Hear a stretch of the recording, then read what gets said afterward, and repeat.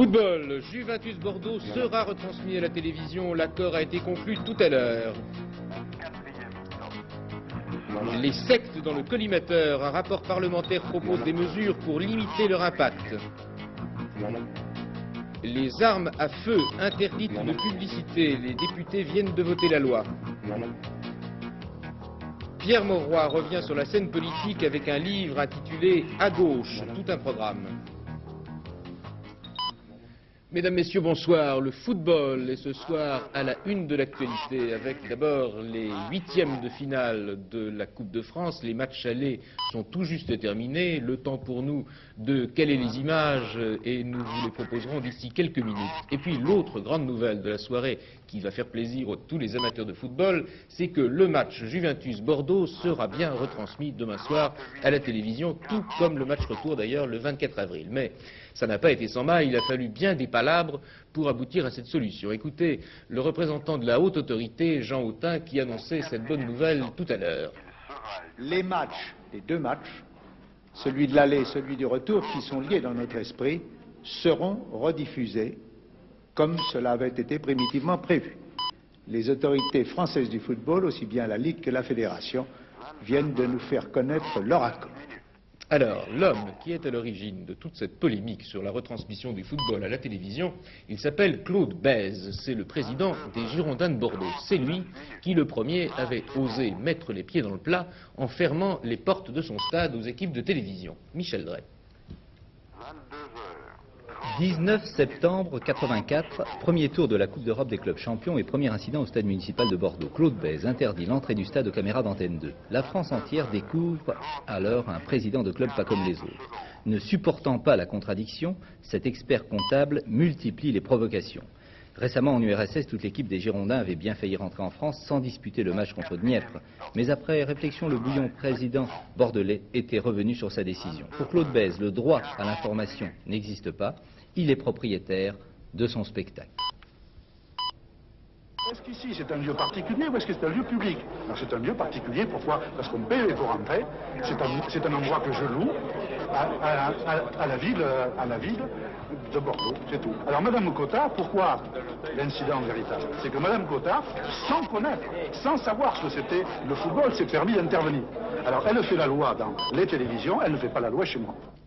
Caractère difficile peut-être, mais il faut reconnaître à Claude Bèze certaines qualités. De gestionnaire tout d'abord, soutenu par la municipalité, M. Chaban-Delmas, c'est lui qui a fait des Girondins de Bordeaux le meilleur club français actuellement. Il n'a pas hésité à engager plusieurs vedettes. Le Portugais Chalana a été payé plus de 15 millions de francs. La formation bordelaise, grâce à la valeur de ses joueurs et de son entraîneur, mais aussi aux idées de son président, est aujourd'hui l'une des meilleures équipes européennes. Ah, Michel Drey, bon, le problème est résolu pour cette fois, mais il va peut-être se reposer les fois prochaines, parce qu'au fond, c'est l'intérêt de Claude Bèze de faire monter les enchères en négociant directement avec les chaînes de télévision. Effectivement, c'est l'accord signé entre la Ligue nationale du football et la Fédération française du football et les chaînes de TV qui étaient en cause et qui est remis en question. Cet accord est remis en question. Il est évident que le président Claude Bèze ne veut pas accepter une démarche globale, mais plutôt négocier avec chacune des chaînes. C'est ce qui s'est produit avec Canal+ lors du tour précédent en Coupe d'Europe, et il est certain qu'à long terme, avec l'apparition des chaînes privées, il faudra payer très cher pour la diffusion d'un match en Coupe d'Europe. On peut peut-être même se demander si dès le match retour, là le 24, il ne va pas finalement décider de fermer les portes de son stade parce qu'il l'a déjà fait. Effectivement, Claude Bèze l'a déjà fait, mais si le président de Bordeaux s'oppose à la transmission du match retour, d'abord il va mécontenter des millions de téléspectateurs, ensuite il va se priver de recettes publicitaires très importantes, plus l'indemnité versée par la chaîne qui diffusera le match, ça fait beaucoup d'argent, et je sais que M. Bèze est un excellent gestionnaire, il va certainement changer d'avis. Alors il faut bien tout de même dire un mot du contenu sportif de la rencontre. Alors demain, les chances des Bordelais 50% de chances des deux côtés. Les Bordelais ont l'avantage de disputer le match retour à domicile, mais en face il y a une équipe italienne plus expérimentée, un grand Michel Platini qui lui donne 55% de chances aux Italiens, mais à Bordeaux il y a Chalana, Giresse et Tigana qui eux ont un pronostic tout à fait différent. Les sectes religieuses en France sont plus nombreuses et plus puissantes encore qu'on ne l'imagine. On s'en aperçoit à la lecture du rapport que vient de rédiger le député socialiste Alain Vivien, vice-président de l'Assemblée nationale. Il a recensé 350 sectes et 500 000 adeptes déclarés. Ce rapport fait déjà l'objet d'une polémique. Il propose 9 mesures pour limiter les excès que peuvent commettre ces sectes. Un dossier sur ce sujet préparé par Émilie Rafoul avec les stations régionales FR3.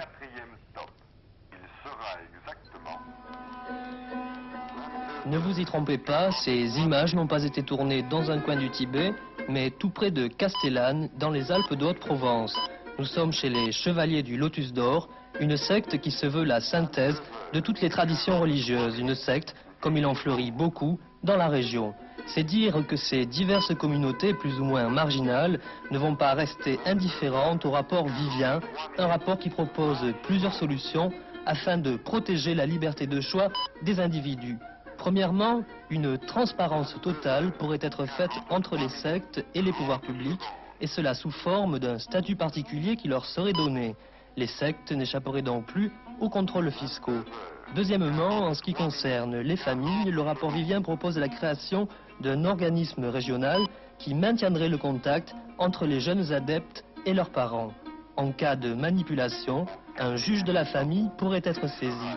Une enquête serait alors engagée en toute légalité dans la secte. Une enquête afin de déterminer si l'adepte y est entré ou non de son plein gré. S'il y a doute, le membre de la secte pourrait être mis sous tutelle pendant un certain temps. Il aurait ainsi la possibilité de choisir librement son retour à la secte. En cas de renoncement, sa réinsertion sociale lui serait alors facilitée. Dans l'esprit du rapport Vivien, ces propositions visent nullement à contrôler les consciences. Elles cherchent simplement à permettre aux libertés individuelles de s'exercer dans une véritable indépendance. Quand je vois aussi l'état de délabrement mental d'un certain nombre de jeunes qui reviennent de l'étranger, où ils ont été expatriés généralement de force par la secte, et où ils n'ont pu survivre que dans des conditions extrêmement précaires, privés de tout moyen matériel, mais quelquefois également privés de leur propre pièce d'identité, je mesure les efforts qu'il faut à nos postes diplomatiques pour les aider à revenir en France. Encore faudrait-il les aider à se réinsérer. Il y a donc une infinité de cas extrêmement précis qui sont bien éloignés, malheureusement, des discours tout à fait lénifiants que tiennent un certain nombre de gourous, selon lesquels tout serait pour le mieux dans la meilleure des sectes du monde. C'est une proposition qui est extrêmement dangereuse, non seulement pour les nouveaux mouvements religieux, mais pour toutes les personnes de la société française, à moins que M. Vivien n'ait le culot de proposer une législation d'exception, comme c'était le cas pour les Juifs. Autre aspect, et non le moindre, de ce dossier secte, c'est le formidable pouvoir qu'elle représente. Derrière la magnificence des cérémonies, des millions d'adeptes à travers le monde offrent leur force de travail et leurs biens à ce qu'il faut bien appeler des multinationales. De la puissance financière au pouvoir politique, il n'y a qu'un pas. On a souvent évoqué les liens de Moon avec la CIA, et selon certains, les enfants de Dieu seraient un peu ceux de Kadhafi. On savait que Moïse David, le patron, le créateur de cette secte, on savait qu'il était chez Kadhafi, à Tripoli. Or, il a quitté Tripoli et il est actuellement au Japon. Et il fait le chemin entre Hong Kong et le Japon. Et pourquoi? Parce que maintenant, la base arrière des enfants de Dieu qui sont devenus les prêtresses de l'amour, la base arrière, qui est une base arrière terroriste, a quitté la Libye pour le Japon. Et la deuxième information qu'on peut dire, et qui est toute récente puisqu'elle date de ce matin, c'est que des enfants de Dieu sont de nouveau en activité en France. On en a vu dans le métro, dans le RER, et on peut affirmer, et je peux l'affirmer, que la base arrière pour la France se trouve dans la banlieue, près d'Orsay. Oui, ce dossier est loin d'être clos. Les parlementaires ont travaillé également sur un autre sujet qui concerne tout autant notre vie quotidienne, c'est la réglementation de la vente des armes à feu. L'Assemblée nationale vient d'adopter cet après-midi un projet de loi qui désormais va limiter la publicité de ces armes. Henri Fabre. C'est une de ces nombreuses cathédrales modernes édifiées par la société de consommation. On y vend tout, même la sécurité ou son illusion perverse. À qui? À tous les gens inquiets, à raison ou à tort. Or, comme ce fut le cas pour les revues déshabillées des années 60, voici les armes en passe de quitter les rayons discrets et les commerces spécialisés pour la lumière et la promotion grand public. Oh là, dit le gouvernement. Les gens se promènent avec des pistolets dans le métro, oui. Monsieur tout le monde? C'est monsieur tout le monde, oui. En fait, avec l'histoire du métro de New York, on a pu avoir, peut-être que ça fait des adeptes, je ne sais pas, mais effectivement, les gens se sentent menacés à l'heure actuelle. La peur existe, c'est indéniable, tout autant que le marché économique qu'elle représente. Mais à qui ce phénomène doit-il profiter? On les vend dans les grandes surfaces contre. Contre pour une raison de compétence professionnelle. Pour former, je dirais, un armurier, il faut peut-être 30 ou 40 ans. Bon, maintenant, il faut des gens qui connaissent leur travail, qui aiment leur boulot. Un armurier, c'est pas quelqu'un qui vous vend un jour un fusil de chasse et le lendemain une boîte de conserve.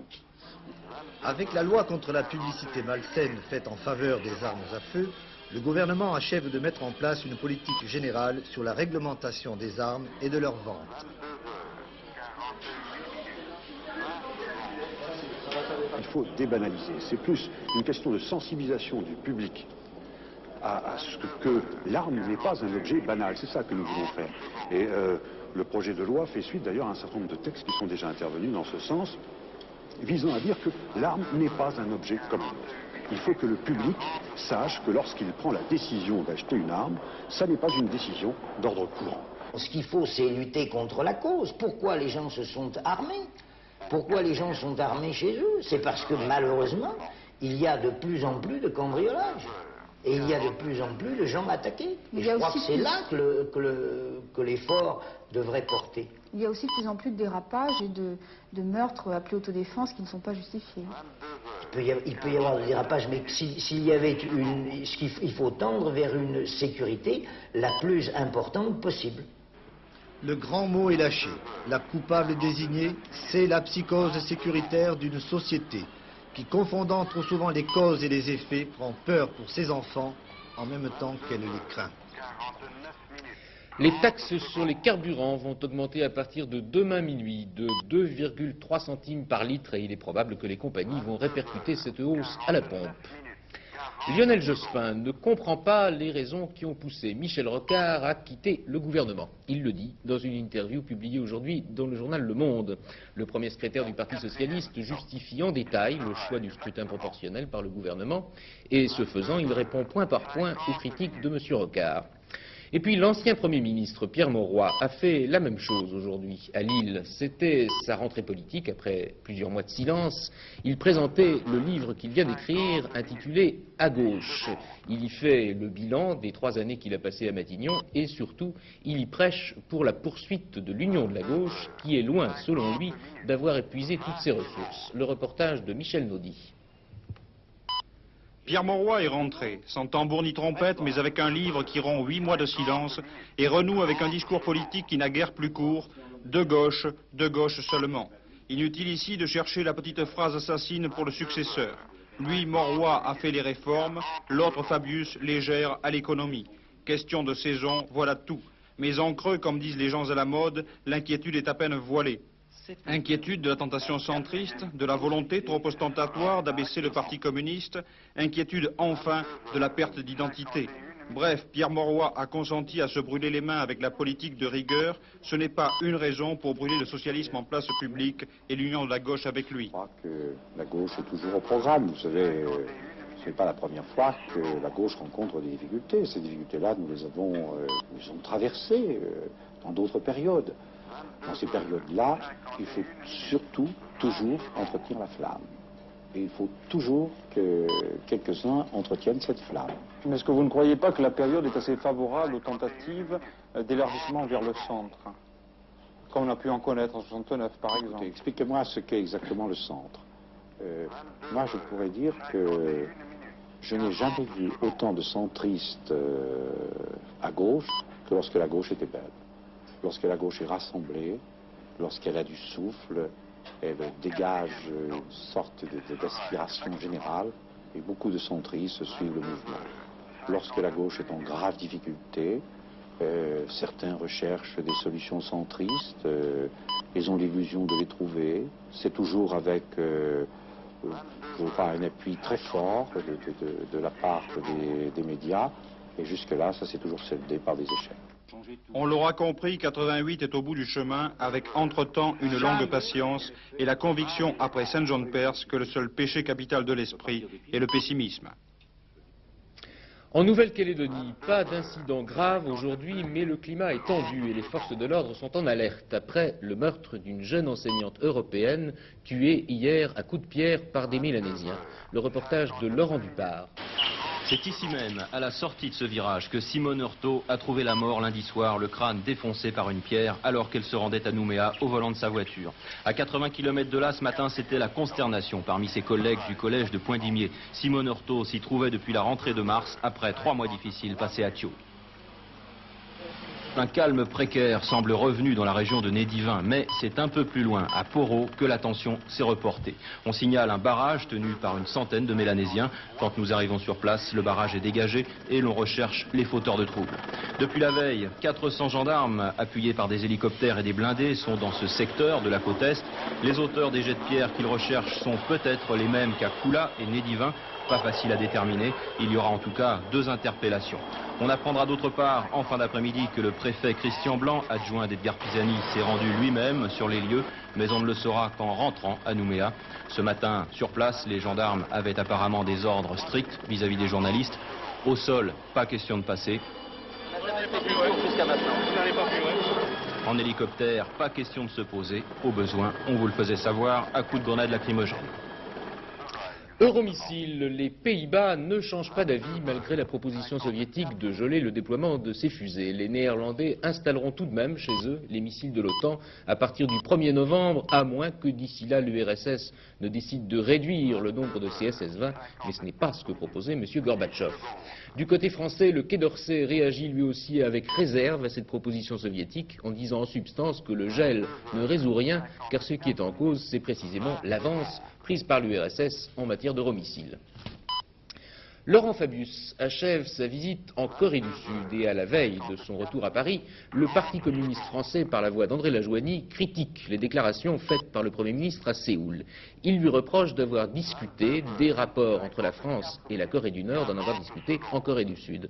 M. Lajoigny souligne aussi que le régime sud-coréen est pour lui une dictature, même si depuis quelques mois il fait des efforts pour corriger cette image auprès de ses partenaires occidentaux. Gilles Dujonchet. Un pas vers la démocratie, c'est ainsi que la plupart des observateurs avaient qualifié les élections législatives de février dernier en Corée du Sud. Pour la première fois, en effet, depuis la prise du pouvoir par les militaires en 1980, des candidats de l'opposition avaient pu critiquer, même violemment, le gouvernement. L'opposition d'ailleurs a enregistré une très forte poussée, recueillant près de 30% des voix. Cela dit, en organisant ces élections, le régime du président Chun Do-hwan n'avait pas pris un risque énorme. Dans un pays où le pouvoir est tout entier dans les mains de l'armée et du monde des affaires, où la police sait être redoutable et où nombre de votes s'achètent, les chances de l'opposition d'entamer sérieusement le monopole du parti gouvernemental étaient quasi nulles. D'autre part, les syndicats sont toujours aussi étroitement surveillés. La presse, la radio, la télévision contraintent à un conformisme prudent et les manifestations d'étudiants périodiquement réprimées. Sans doute, de temps à autre, le gouvernement prend-il des mesures d'apaisement. Il y a un mois, il a levé l'interdiction d'activités politiques qui frappaient les personnalités les plus en vue de l'opposition.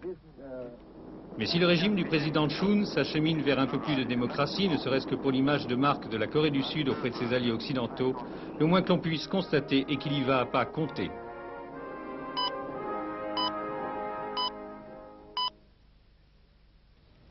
Retour au football, je suis allé un peu vite en besogne tout à l'heure en vous annonçant des images des 8e de finale de la Coupe de France, car ces images nous ne les avons pas encore, mais au moins nous avons les résultats de ces 8 matchs, et les voici.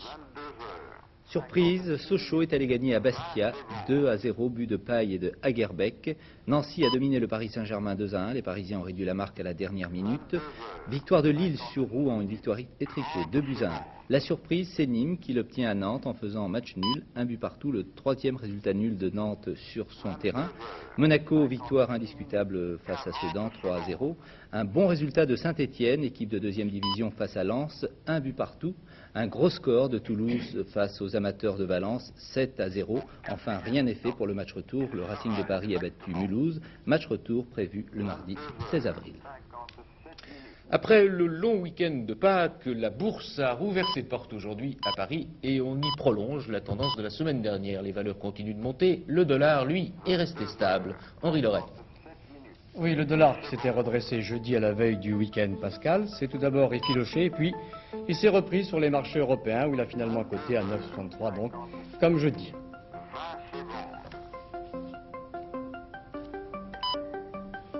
La bourse de Paris, vous le disiez, a profité du même week-end pour reprendre du souffle. Elle n'en manquait pas, c'est vrai. Elle recommence la semaine dans la bonne humeur, autrement dit, par une hausse de 0,32% des valeurs françaises.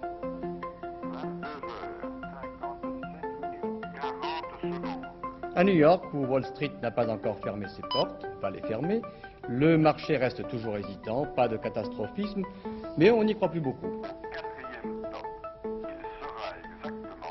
Au moment où on s'interroge sur la véritable tendance du dollar, à la hausse, à la baisse, comment ne pas remarquer l'épidémie qui gagne aux États-Unis les banques de dépôt, vous vous souvenez celle de l'Ohio, et puis aussi, aujourd'hui, les firmes de courtage. Manifestement, le marché monétaire est devenu hypersensible et après une période d'euphorie, bien, certains y laissent des plumes. Ce n'est pas encore l'indice d'une crise en profondeur du système financier américain, mais ce malaise, car malaise il y a, commence à inquiéter, y compris les défenseurs du système libéral.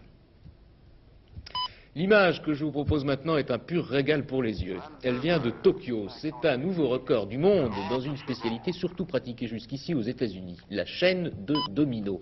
Pas besoin d'autres précisions, je pense, pour que vous appréciez le spectacle et son commentaire en version originale japonaise, s'il vous plaît.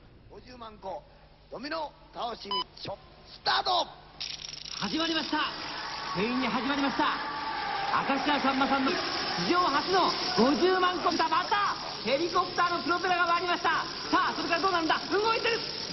当たり前ですか。これ、動いた。そしてドミノを乗っけて今ヘリコプターが飛んでます。成功。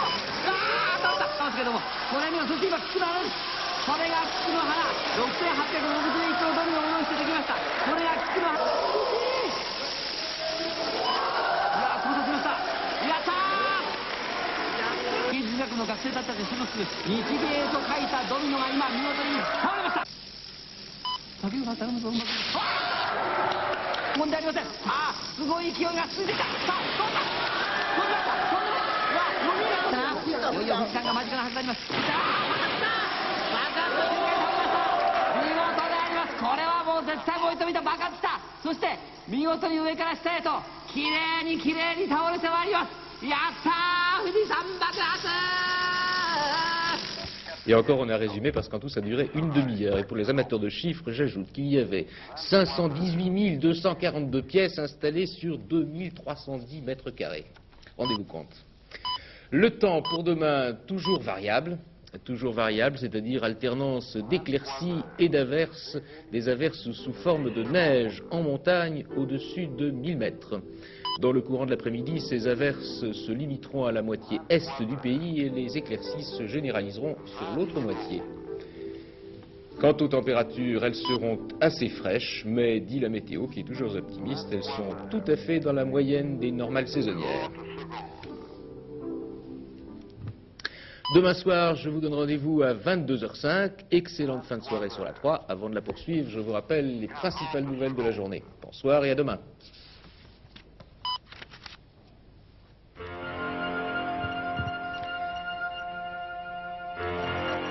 Les matchs de Coupe d'Europe entre Bordeaux et la Juve seront bien retransmis à la télévision. Premier épisode demain soir.